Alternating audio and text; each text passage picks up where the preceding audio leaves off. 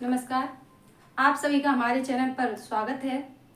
जैसा कि आप सभी जानते हैं, हम लगातार आपको क्लासें देते आ रहे हैं और अब तक हमारी कुल क्लासें 20 हो चुकी हैं और आज क्लास है 21। कितनी है क्लास? 21। तो अब तक आप जानते हैं कि भाई जो हमारी परीक्षा की तिथि है वो लगभग पास ही आ चुकी है ना। तो इसी को ध्यान में रखते हुए हमने आज के जो प्रश्न डाले हैं वो इकाई 5 से लेकर 10 तक। कहाँ से? 5 से लेकर 10 तक इसी से प्रश्न उठाए हैं, क्योंकि समय इतना नहीं है कि आपको हर एक चीज डीपली पढ़ाई जाए। तो हमने उस पोर्शन को उठाया है जहां से अधिकतर प्रश्न बनते हैं और ये प्रश्न ऐसे बनते हैं जैसे कहानी है, उपन्यास है ना, तो उसमें से भी डीपली पूछता है। तो उसी को ध्यान में रखते हुए हमने क्या है 5 से 10 तक यूनिट तक करवाएंगे। अब तो जैसा कि आप जानते हैं, सबसे पहले हमने जो यूनिट उठाई है वो है कहानी की यूनिट, है ना। कौन सी है? कहानी की यूनिट है और इसी में से आज प्रश्न रखे जाएंगे और साथ ही साथ यह भी किया जाएगा कि देखते हैं आपको कितने इसमें से बिना विकल्प के आपको कितने अच्छे से उसको सॉल्व कर पाते हैं।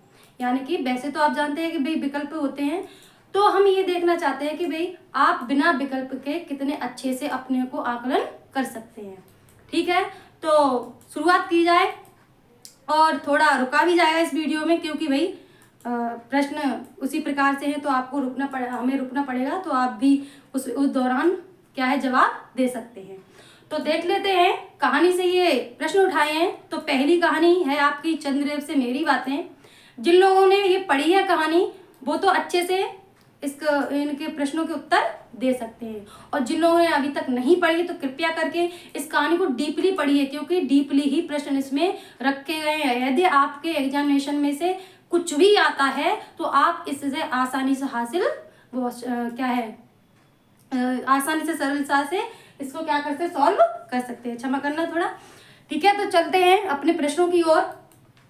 देखिए प्रश्न क्या है, चंद्रदेव से मेरी बातें कहानी किस शैली में लिखी गई है। और ये प्रश्न आ भी चुका है ना, ये प्रश्न आ भी चुका है। तो किस शैली में लिखी गई है? उत्तर में आएगा यह पत्रात्मक शैली में लिखी है। किसमें? पत्रात्मक शैली में।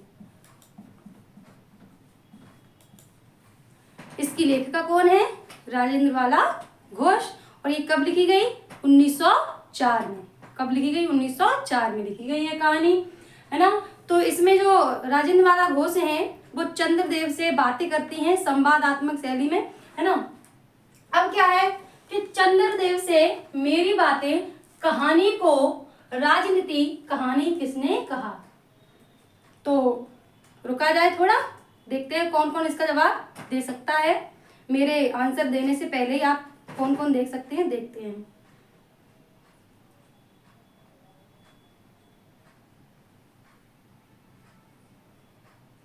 तो इसका आंसर क्या आएगा?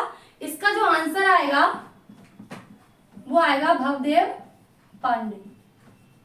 कौन? भवदेव पांडे।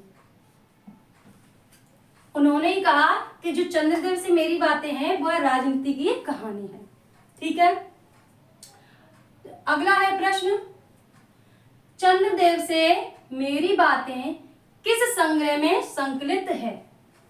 क्या पूछा है? चंद्रदेव से मेरी बातें कौन सा संग्रह यानी किस संग्रह में संकलित है ना। तो ये कौन से संग्रह में है आप बताएं। थोड़ा हट जाते हैं, प्रश्न देख लीजिए दोबारा।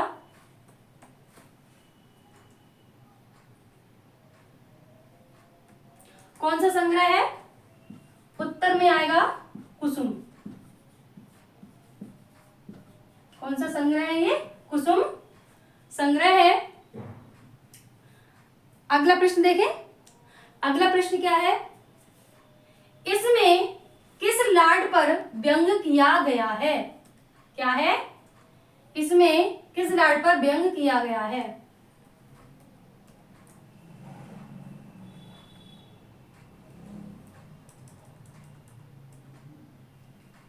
उत्तर में क्या आएगा? इसमें तत्कालीन जो लॉर्ड थे वो थे लॉर्ड कर्जन।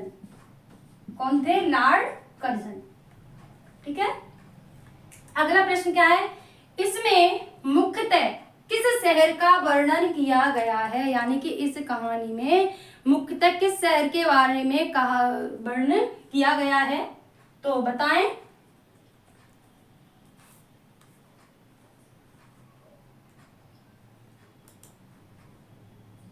उत्तर में क्या आएगा? उत्तर में आएगा, क्या आएगा? कलकत्ता, है ना? कलकत्ता। क्योंकि लेखिका ने कहा कि यदि हे चंद्रदेव, यदि आप भारत नहीं घूम सकते तो कम से कम कलकत्ता शहर का ही नजारा देख जाएं, ये लेखिका ने कहा है।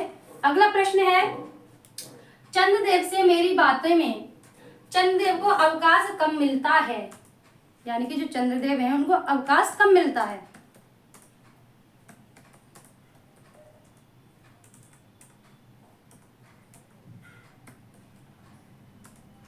तो उनको अवकाश कब मिलता है?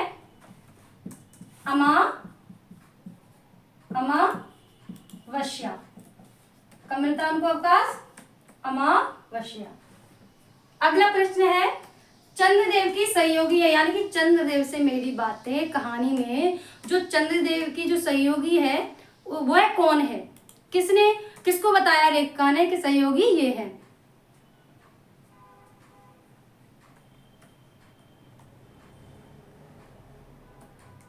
उत्तर में क्या आएगा? दामिनी। क्या आएगा? दामिनी। जिन्होंने विस्तार से ये कहानी पढ़ी है उनको पता होगा कि जो लेखिका हैं उन्होंने चंद्रदेव की सहयोगी किसको माना है? दामिनी को। यानी कि क्वेश्चन में क्या लिख सकते हैं हम? बिजली। क्या माना है? बिजली। अगला प्रश्न क्या है?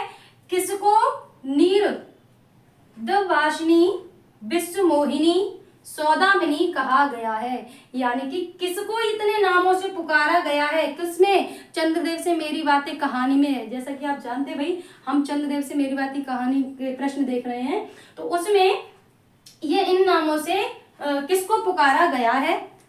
प्रश्न देख ले ढंग से। क्या है? किसको नीरदवासिनी, विश्वमोहिनी, सौदामिनी कहा गया है? तो उत्तर में क्या आएगा? किसको? बिजली को कहा गया है। किसको? बिजली। यानी बिजली को लेखिका ने इतने नामों से पुकारा है।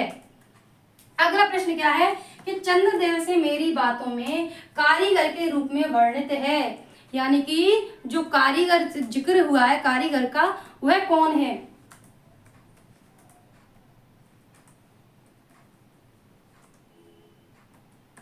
उत्तर में क्या आएगा?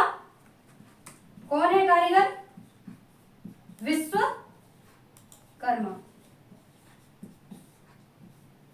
कौन है? विश्वकर्मा। अगला प्रश्न क्या है? जिस व्योमवासिनी विद्युत देवी को स्पर्श तक करने का किसी व्यक्ति का साहस नहीं हो सकता, यह कहां से लिया गया? ये संवाद है, ये कहां से, यानी किस कहानी से लिया गया है? पुनः पढ़ लेते हैं कि जिस व्योमवासिनी विद्युत देवी को स्पर्श तक करने का साहस किसी व्यक्ति में नहीं है ना? तो ये कहां से लिया गया है? देखो, अभी तो आप सरलता से बता सकते हैं कि कहां से लिया गया है, क्योंकि हमें पता ही है कि हम उस कहानी से प्रश्न कर रहे हैं, इसलिए आप सरलता से बता सकते हैं। हो सकता है वहां तो नहीं आएगा ना, तो उत्तर में क्या आएगा? उत्तर में आएगा, ये किस कहानी से है? ये चंद्रदेव से मेरी बातें। चंद्रदेव से मेरी बातें। तो उम्मीद है ये जो प्रश्न है आपको अच्छे लगे होंगे, क्योंकि हमने वही प्रश्न रखे हैं जो अक्सर हम ध्यान नहीं देते और जो एनटी है वो यहीं से प्रश्न उठाकर आपको दे देता है और आप कंफ्यूज हो जाते हैं कि ये कहाँ से लिया गया है। इसीलिए कृपया करके कहानी को ढंग से पढ़ें, विस्तार से पढ़ें, क्योंकि डीपली ही आजकल प्रश्न बन रहे हैं। तो उम्मीद करती हूँ ये जो क्लास है आपको कुछ न कुछ सहयोग अवश्य देगी, क्योंकि मैंने प्रश्न वही डाले हैं जो आपको अधिकतर पूछे जा सकते हैं, क्योंकि डीपली हैं। तो मिलते हैं अपनी अगली क्लास में। बहुत बहुत धन्यवाद।